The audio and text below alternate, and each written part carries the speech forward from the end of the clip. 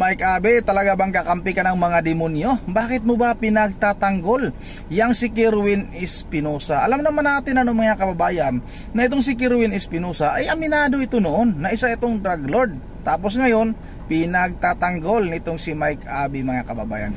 Pero bago tayo magpatuloy, babati muna ako ng magandang hapon sa aking mga subscribers, sa aking mga viewers. Maraming salamat sa inyong suporta. Shout out sa inyong lahat. Yun ang ano mga kababayan, itong si Mike Abe talagang kakampi ito ng mga masasamang tao mga kababayan. Itong si Kerwin Espinosa, alam naman natin kung anong klaseng tao ito. Tapos ngayon, tumatakbo ito bilang mayor ng Albuera Leyte. Napakakapal naman ang mukha ng tao nito mga kababayan.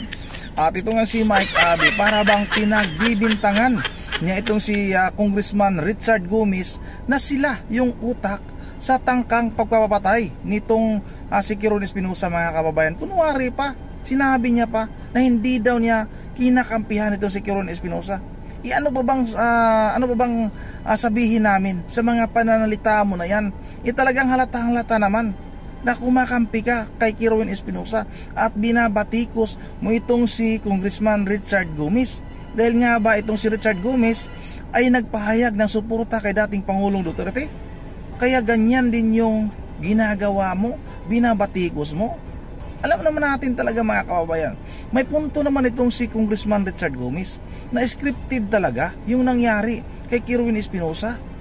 Sino ba yung, di ba mga kababayan, nung nabaril itong si Kerwin Espinosa ay nakita natin na naghihingalo ito. Kunwari, gumaganon-ganon pa, nahirapan daw siyang huminga. Tapos 3 oras nakalipas mga kababayan, nagpa-presko na, nagpa-interview na sa media. May ganun ba? Naghihingalo ka, tapos pag kalipas ng 3 oras, magpapa-interview ka kaagad. Tapos, pagkatapos na isang araw, na-discharge ka na, lumabas ka na. Tapos pagkatapos ng mga ilang araw, mga 2 days mga kababayan, nag-live na siya at pasayaw-sayaw pa.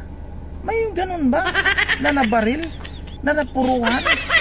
Hindi naman napuruhan kasi buhay pa. Pero kung nabaril ka daw mga kababayan, may mga napapanood tayong video. Pag halimbawa ikaw ay nabaril, kahit na nasugatan ka, nadaplisan ka man ng bala mga kababayan, 1 linggo bago ka makalabas ng ospital. Pero itong si Kerwin Espinosa, 1 araw lang lumabas na kagad. Kaya hindi nalalayo, hindi talaga mawawala yung pagdududa ng ating mga kababayan na scripted yung ginawa nitong si Kerwin Espinosa. At yung acting talaga ni Kerwin Espinosa ay talagang parang pang pamas talaga mga kababayan. Gumagano-gano pa. Dapat tinusok na yung lalamunan para matuluyan na itong tao na ito eh. Ito na mga kababayan, huwag na natin itong patagalin. At itong si Mike Abe talagang halatang-halata na natin. Alam na natin kung anong klaseng tao itong si Mike Abe. Hindi talaga natin dapat itong pagkakatiwalaan. At huwag kayong maniwala sa mga sinasabi nitong si Mike Abe, dahil nga isa itong napakasinungaling na tao mga kababayan. Ito na huwag na natin patagalin. Sabay-sabay na natin itong panoorin. Umiinit po itong issue kay Richard Gomez at Kerwin Espinosa. Bakit? Si aktor politician na Richard Gomez. Okay, ito po ay kaugnay nung nangyaring insidente na shooting kay Kerwin Espinosa, tumatakbong mayor ng Albuera, na ang pinag-iinalaan personal interest ay mga pulis, 7 pulis na naka-assign sa Ormoc City. Bakit nga ba nandun sa Albuera? Tapos, although doon sa paraffin test negative daw, sabi naman ng mga polis, hindi pa final yan kasi yung paraffin test pwede palang mabura yan. Nakagawan pala ng paraan niya, kahit napaputo ka ng baril, pwede yung mabura, hindi ka kaya yung paraffin test, hindi yung sapat pala yun na pasiyan. So under investigation pa rin. Ang problema kasi, nag-ingay ka agad sa media si Richard Gomez at kung ano mga sinabi. Na kaya tuloy sabi ni Kerwin Espinosa, guilty ka ba? Bakit ba guilty kayo? Wala naman ako sinabing kayong suspect. Sinabi ko lang, may kaugnayan sa politika ang pagtangka sa buhay niya. Pagkakabaril sa kanya. Yun mga kababayan, malinaw na malinaw yan.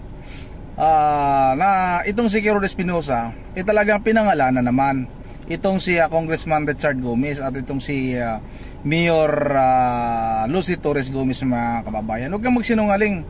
Mike Abby, rinig namin nung gumawa ng press con itong si Kirwin Espinosa. Sinabi talaga nito na sana imbestigahan nitong si Congressman Richard Gomez at itong si Mayor Lucy Torres Gomez, bakit mayroon doong 7 pulis ng Ormoc.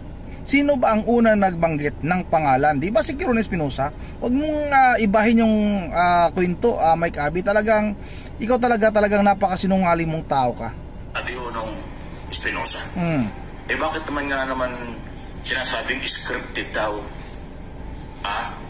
At mahina daw umakting itong si Espinosa. Bakit nga ba gano'n na sinabi ni Richard Gomez? Kasi pagdating sa script at saka acting, ang eksperto dyan si Congressman Gomez, kasi artista yun. Talagang sa showbiz ay scripted at saka acting. Bakit yung kanyang dating trabaho sinasabi niyang yun? Maliwanag naman, Mike Abby. Huwag kang nakakatawa ka, Mike Abby. Saan ka ba nakakakita ng naghihingalo na? Nakita mo sa video naman. Huwag mong kasi huwag mong pagtakpan itong mga demonyo na ito. Klarong-klaro naman sa video yung pinakita na itong si Kirwin Espinosa nga ay naghihingalo na. Halos hindi siya makahinga, mga kababayan.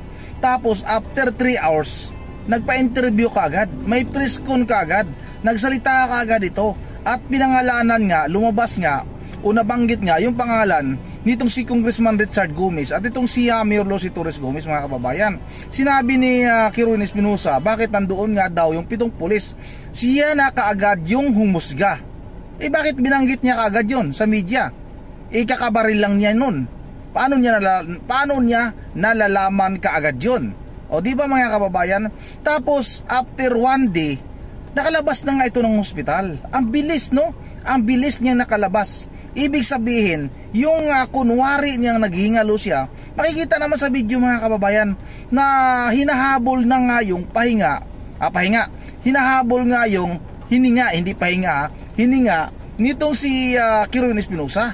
Tapos maya-maya nga, after 3 hours, nagpa-interview. Tapos pagkatapos ng isang araw, lumabas na ng ospital. Saan ka ba nakakita ng ganun na, Mike Abby? Yung taong bayan, huwag mong lukuhin, huwag mong bilugin. Kung kaya mong bilugin yung mga supporters mo, huwag kami. Huwag yung taong bayan.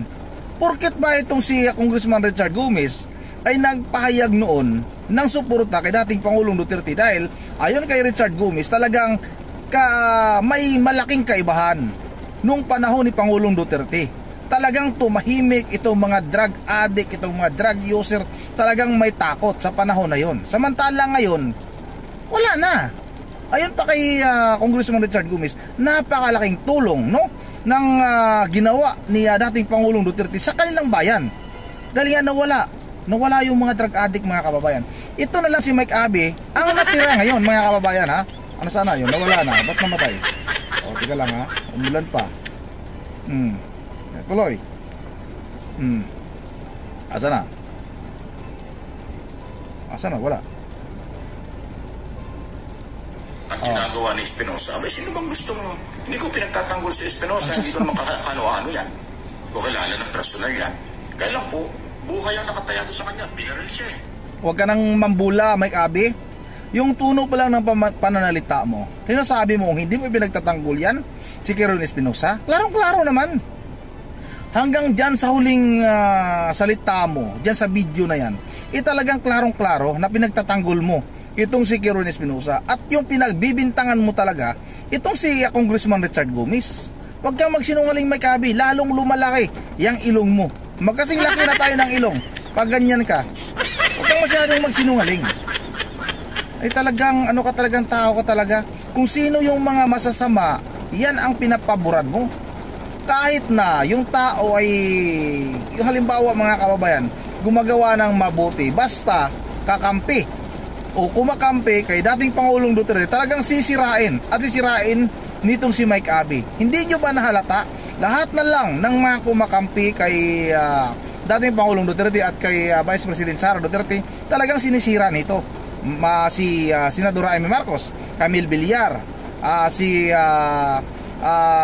Senador Cayetano, si Pia, si Bong Revilla, si Tol Tolentino.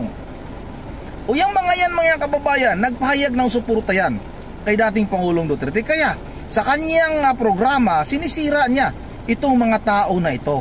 Gusto talaga niya na baguhin, no? Yung mga imahe ng mga tao na yan. Gusto niya na gawing masama sa taong bayan niyang mga yan. Diyan ka nagkakamali. Kasi habang ginagawa ninyo yung paninira kay dating Pangulong Duterte at kay Vice President Sara Duterte, mas lalo silang minahal ng taong bayan. Nakita nyo naman yung pinakahuling survey ng Pulse Asia. Talagang bumulusok na yung trust at approval rating nitong si Pangulong Bongbong Marcos. Talagang halos wala na nagtitiwala sa kanya dahil sa mga ginagawa ninyong kasinungalingan. Magkaparehas lang kayo nitong si Atty. Claire Castro. At isa pa, yung isang asungot na itong si Epifanio Labrador. Wala nang ginawa yung mga yan. Kung hindi sirain, gumawa ng kwento, gumawa ng istorya na wala namang katotohanan. Kaya tuloy, tingnan niyo, ngayon si Vice President Sara Duterte, yung trust at yung approval rating nitong si Vice President Sara Duterte, di ba? Napakataas. 61% mga kababayan. Samantalang itong si Ngagba, ilan na lang ba? 21%? Hindi ko nagkakamali, 21 o 27% mga kababayan. Darating nga yung araw na itong administrasyong ito ay wala na magtitiwala dahil sa inyo Mike Abby, kayo yung nakakasira sa imahe ni Pangulong Bongbong Marcos. Kayo kasi yung parang mga nakadikit, para kayong mga talaba, para kayong mga linta, sip-sip kayo ng sip-sip ng dugo. Samantalang itong dinidikitan ninyo, itong si Pangulong Bongbong Marcos, wala na, lupay-pay na dahil nga halos lahat ng Pilipino, kukunti na lang yung nagtitiwala sa kanya. Hindi ko natapusin yung video na yun mga kababayan. Kung gusto ninyong, pero wag niyo na panoorin dahil alam nyo naman lahat ng mga sinasabi ni Mike Abby ay wala talagang katotohanan. Puro lang talaga paninira. Ang galing nito gumawa ng kwento. Ang nakakaano pa nito mga kababayan, talagang hindi naman tayo naaasar pero nakaka-bad trip, nakakagalit minsan kasi pag nagsalita siya, akala mo'y totoo, malumanay magsalita. Ang sarap nga nitong mga kababayan, kung anong magawa natin sa taong ito. O baka naman kasuhan naman tayo ng death. Tutusukin ko lang yung mata mo ng karayom, Mike Abby. Yun ang dito lang muna tapos siya na kahapon di tayo nakapag-upload ng reaction video kasi nga Biyernes Santo kahapon, tapos ngayon may lakad tayo, umuulan pa ngayon dito sa aking kinaroroonan mga kababayan. Nasa Tagbilaran tayo dahil may kailangan nga tayo at baka bukas makagawa na rin tayo ng reaction video tungkol naman kay Epifanio Labrador mga kababayan. At hindi ako makapag-shoutout ngayon dahil nasa biyahe ako. Tingnan ko lang, may na-screenshot ako dito na gusto magpa-shoutout. Shoutout ko na lang muna. Shoutout kay Ma'am Berje Verhaldidios ng Pulilan, Bulacan. Ipakita ko mga kababayan yung video nitong picture nitong si Kerwin Espinosa. Kung talaga bang tawag nito mga kababayan, kung talaga bang scripted yung ginawang pagtangkang pagpatay kay Kerwin Espinosa. Kaya na rin bahalang humusga. Ito may isa-shoutout lang ako dito. Shoutout kay mag-shoutout lang ako. May nagpa-shoutout sa akin dito. Shoutout kay Jid. Shoutout kay Jid Shoutout sa iyo, idol. Shoutout na rin kay Juanito Kilantang. Shoutout sa iyo, Juanito Kilantang Maraming salamat, idol. At shoutout rin, may nagpa-shoutout sa akin dito. Shoutout natin ito. Shoutout na rin kay Irdi Aladon. I-shoutout sa iyo, Erle Radon o Ladon. At shoutout na rin kay Ma'am Berje Verhaldidios ng Pulilan, Bulacan, kay Ma'am Joyce ng Japan, kay Ma'am Elisa Borbi, kay Ma'am Michelle Bulima, kay Sammy Trabajada Cooper, at sa lahat-lahat na, at pasensya na hindi ko makikita yung inyong mga komento kasi nga may lakad tayo at umuulan pa dito sa ating kinaroroonan. Yun ang dito lang muna. At once again, this is Ronly TV mo. Ingat tayong lahat. God save the Philippines.